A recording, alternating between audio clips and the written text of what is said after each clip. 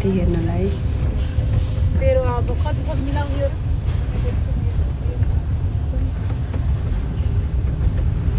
बाटो पनि कस्तो सानो सानो रहेछ, पुरै घुम्दै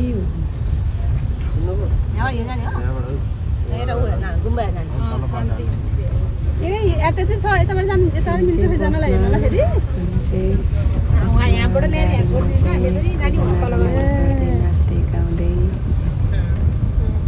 गर्दै जाँदैछौँ।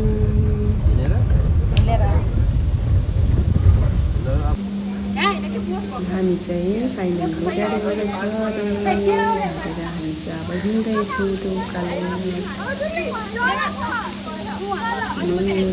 छाता उड्ने चाहिँ मेरो छोरी ज्वाइँ हो, दुईवटा नानीहरू छोरी। उनीहरूसँग हामी घुम्न जाँदैछौँ।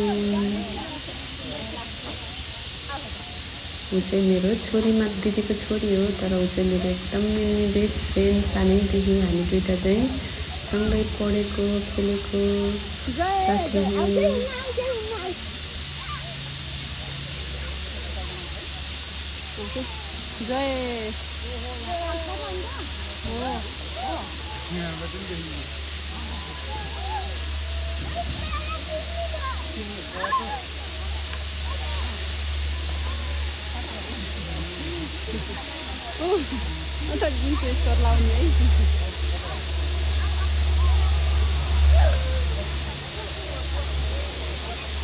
त्यो मौसम कस्तो रमाइलो हुँदै थियो, हेर्दा हेर्दा त आकाशमा त बादल लागेर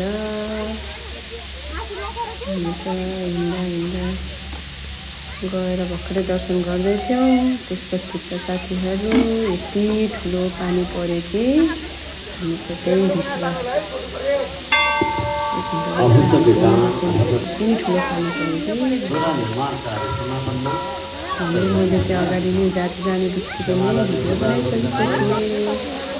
पानी यति ठुलो पानी पऱ्यो साथीहरू, यति भिडियो भयो कि छोराछोरी पनि सबै भिजेर छाता पनि लगेको थिएन हामीले।